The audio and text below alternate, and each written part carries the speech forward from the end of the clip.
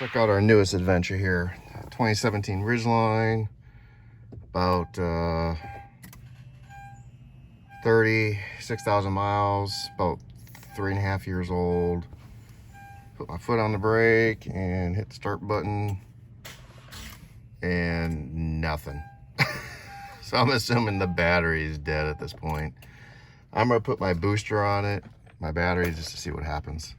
Unfortunately, the negative terminal is kind of covered up, and my booster cable isn't long enough to reach the ground. I don't think that's not painted. So I'm gonna go ahead and remove this air cleaner thing, so I can get out the battery. I'm probably going to remove it anyway. Basically, you're going to remove this, but I remember last time I didn't have to remove the whole thing. You're just going to grab it and kind of pull up. There's a few little clips here and there. Just be gentle with it. And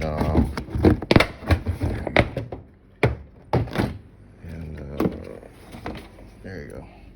So all we gotta do is we gotta just remove these two screws, pop these screws up a little bit and pop these clips out, and then you're gonna just remove this. So I'll start that next. What I'm gonna use is gonna be a short Phillips screwdriver and then my little ply clip thing here to get underneath it to remove it.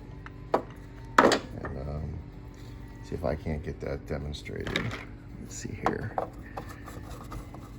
Move that up.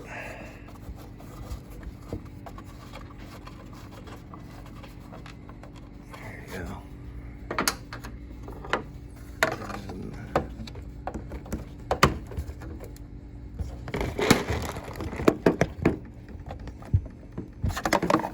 It's not quite coming out.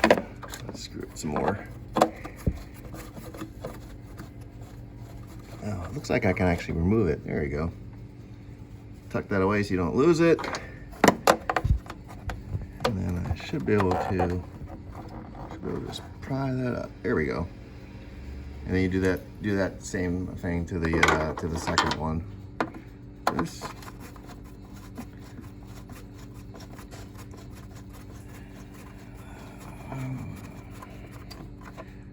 There we go. Tuck that away. Lose it. You can use a little flathead screwdriver or something. I just happen to have this prying tool here. There we go. Tuck that away. And should be able to, and this is just held on. There's no clamp or anything on this, so should be able to just pull it loose.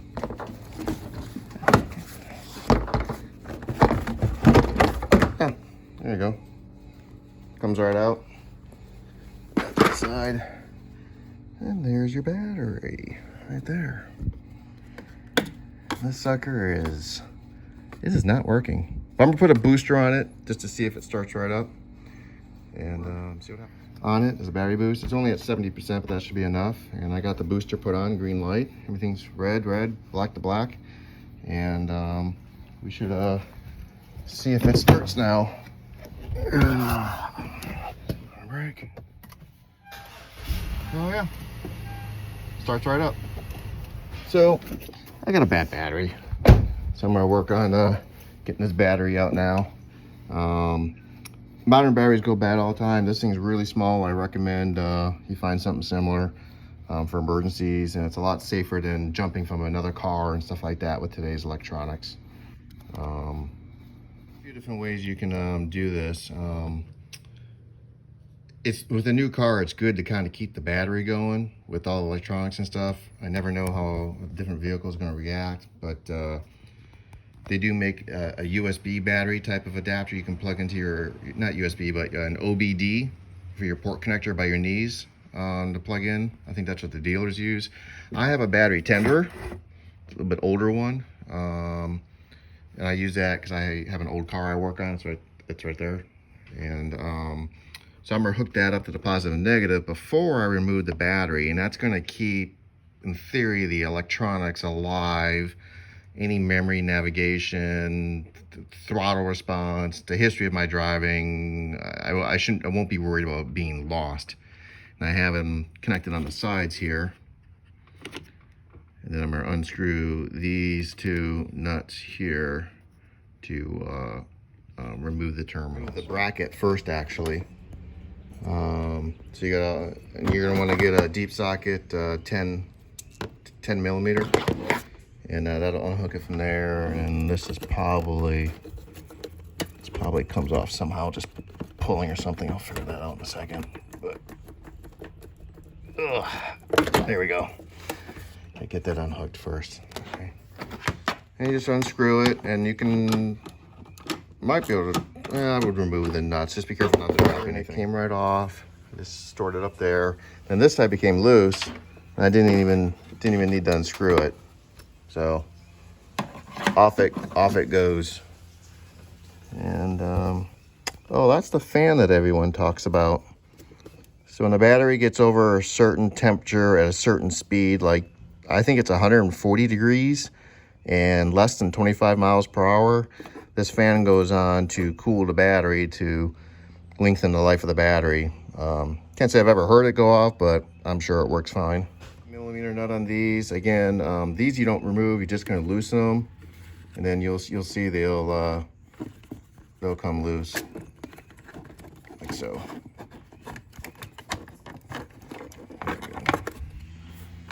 And this one here.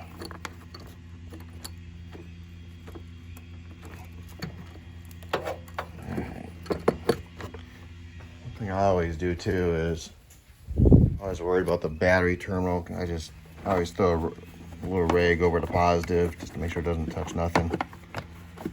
All right, this thing's probably gonna weigh about 50 pounds. So, and apparently the factory battery doesn't have a nice little handle on it. So just be careful and basically lift it straight up for the most part, but it's gonna be really, really heavy and dirty, so just be careful. Again, first time I'm doing it wrong. Apparently that's not the battery, that's a cover, and it's kind of hard to tell, but there's a little clip right here, and we're gonna have to remove this cover here first, and I might need 2 hands to do that, but so we gotta get the cover off of this the battery off. I just had to push it a little bit past this hunk of rubber right here, but then it comes up, and I'll clean that up before I put it back on. Oh, and good news, we've got handles, yay! And looks like the bottom box with the fan just stays in place, and just gotta lift the battery straight up. That only took 1 second, wasn't too bad. Definitely gonna vacuum all that crap out of there. Looks like the fan's fine. I'll probably blow some computer air on the fan, make sure the blades are clean. And batteries here. So the factory battery is 31500-TZZ-821, group size 48, 620 cold amps, which is 3 amps. So I'm definitely going to get a battery with more amps. A lot of gadgets in the RIDGELINEs, heated seats and all that stuff, and I'm going to get a good battery. I'm probably going to get an AGM battery, a glass mat battery, and those run about 200 bucks. But we'll see what I can trusty hose connection on the vacuum, and vacuum it up here. There's a piece of rubber right here. You want to make sure you pull it back and get all the crud out of there. For the fan, I'm just going to take my computer air duster thing. Just it's like a squirrel cage or something in there. So I'm just going to blow it clean a little bit, but it doesn't look bad. The group 48 size battery. You're not going to see a lot of things labeled group 48. I'm learning that you're going to see H6 pop up a lot.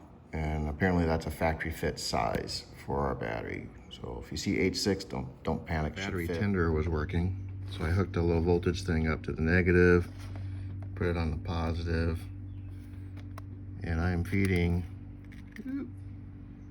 13.1, 12.9 volts to the vehicle non-stop, so that's good. I did learn that this air box plops right out.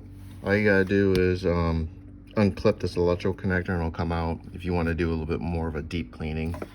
It's pretty cool because the lid, it's got a gasket on it, and the whole purpose of that is it allows this fan to circulate air around that battery. It's got a little air path chase thing down here, and it's a pretty cool design. New battery. So it looks like I'm going from 620 amps to 760 cold cranking amps. This is a Thihard Platinum H6 AGM.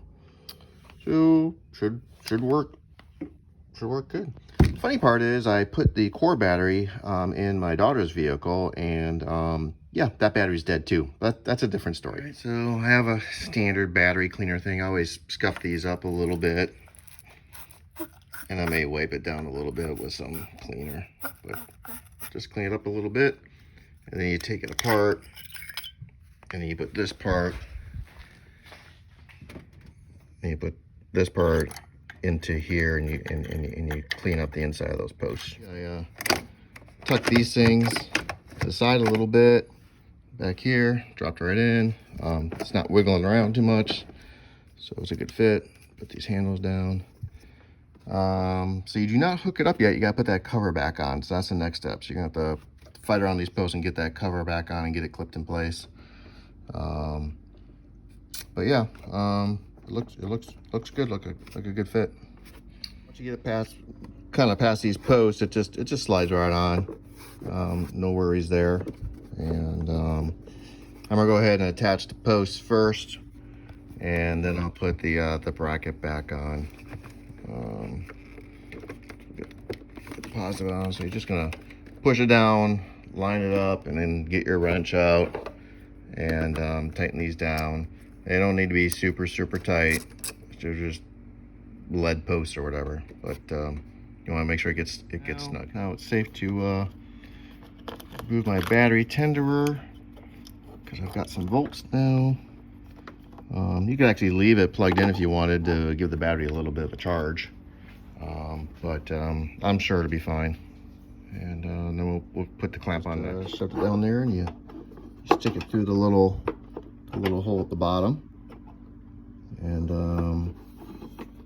looks like the little U-shaped portion goes towards the back of the truck. Now you just gotta put the other one in and clamp it down. Now, this is all plastic, so you just gotta get it snug. You don't want to tighten this thing. It'll snap. It'll break this cover. I keep a can of battery thermal protector around. One can will last you like 30 years, so you know, you take it, and then you're gonna spray it on your terminals here just to help protect them. I'm just gonna let it sit and dry a little bit. It doesn't take long.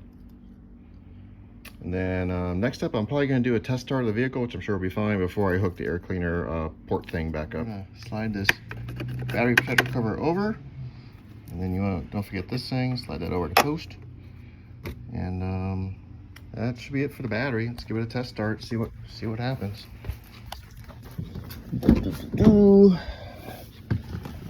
Lights. Nice. All right. Now we can put the air cleaner back on. It just slides right back into place. It's no big deal. And you're gonna take your two things here, stick them back in the hole. Holes. Easy enough. Push them down tight, and then you just get these started, and then grab a screwdriver and tighten them up. And I took a rag and I wiped the inside. It was really dusty, and I'll wipe this area here too. You can just finish up and push all these little hidden plastic clips that you can't see back in place, and